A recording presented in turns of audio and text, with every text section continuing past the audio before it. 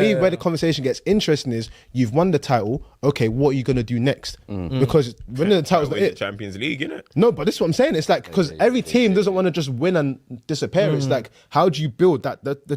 The Premier League for Arsenal right now, It needs to become a legacy. It becomes a foundation of what they want the club to be.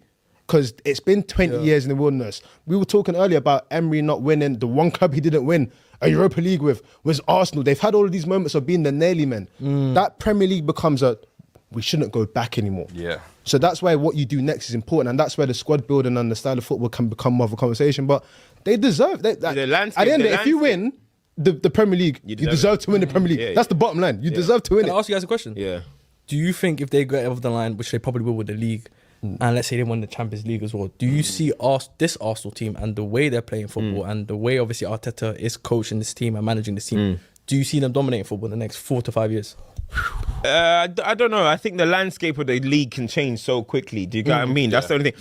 Because I'm not going to look at this Arsenal team, and I know they're in Champions League final, I know then they're going to win the Premier League, but I wouldn't say it's giving me dynasty vibes right now. Yeah. You know what I mean? I wouldn't say for me, it's feeling like this is their year vibe. Yeah. You get where I'm coming from? Yeah, I agree. Finally, this is their year vibe. But in terms of dynasty, like what Man City did under Pep and Fergie, and I think, I don't know, I'll hold on that one right now. But when you're seeing people like Salah leave the league, Pep might leave the league, Van Dijk is falling off or whatever, Chelsea are not getting involved, it really starts to look around and you're There's thinking... a grey area for someone There's to a take grey over. area, you know what I mean? So yeah, someone's for me, gotta fill that gap. this is where it gets interesting. But for me, Project 150. Project 150. Project 150. Someone's going to fill the gap, right? For me, like the way it stands for me is like when I think of like iconic Premier League wins, like set a statement. Their statement is like you said, they finally done it, but it's the lack of competition or we don't know what's going to happen to competition. Do City just disappear because we don't know who comes in and it takes time to adjust? United have shown very good promise this year, but when you throw in Champions League football, can they contain with that? I think Chelsea might be in the wilderness for a long time, so let's let that one there. Can Liverpool restore a feeling and go back to this 2 seasons ago? Like there's so many like if and variables, and then also you know those other teams that are creeping around. How far can they go? Because realistically, the competition has got a lot closer in that sense. The thing is, you never really know, because even when you think about when Arsenal got involved leading up to that season, the first time they ever got involved, we would have never said never.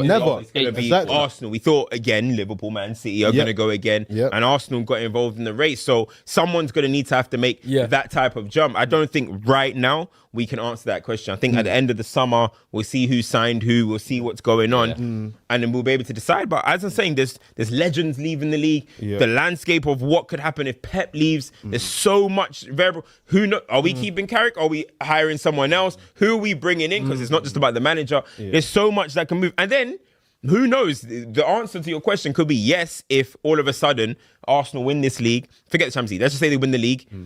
And then they just go and splash another 150 on a world-class football player. I think how they all of a sudden it's a different... how they react to becoming champions, I think will decide a lot. Because now they will have that allure as well of players saying, you know what, I can go there, be part of a winning team, be part of a new dynasty. And I think what they recruit over the summer, but you even look at the average age of a lot of their players. They're like it's good age, young, 25. So they're going to be here for the next 3 or 4 years. But remember when Liverpool won the league in 1920 after winning the league in 18-19, you would have probably thought they're going to go again. But they didn't win another league no, until but last season. you had a City machine that was there competing. Right now, what we're saying is that machine is not there. There's a grey area, and they've got this kind of good average age. They can still add on to that. That's why I do kind of think, maybe the next 2-3 years will be theirs if they get it. The other weird variable, and it's not like a massive one, but you've got a World Cup here where I don't know what health players are going to be in. I don't know what time you're going to have to sign players. I don't know when players are going to come back into the new season, because we already see that everyone's playing 50, 60 games. Like, we don't know. Like, you could sign someone and the hamstring just disappears. Like, so there's so many variables. But I mean, like, if they're going to win it, fair play. Let me go. There's a lot of super chats here and there's a lot of conversation. Did he say Villa or Villa? Yeah. I was going to say. Shadow Scholar says Championes, ole, Arsenal. Why was that guy in the stadium with a Champions top printed? Is it? Yeah. I didn't see that. Yeah, Yeah, the Champions League print. holding it. See, those are the stuff that can just sway. Like, Yeah, you see, nah. it's like, God has humor. It's like, you know what? This, what's a Burnley 3-0 win? Jadon Hannibal, I know he got something for me, man. I know he's got something for me, man. Oh, man. LMP says Arsenal will always have a cheers asterisk on the title now. Arsenal have done that and worse to keepers all season. Cheat the way to the title. Cheers asterisk on the title is hilarious. There's many more teams that should have a cheer asterisk. Remember when Man City won the league and Rodri handball at Everton? Yeah. Come on, man. Even Drogba. Remember against us? Yeah. Drogba. I forgot about that one. Yeah, bro. No, I can't lie.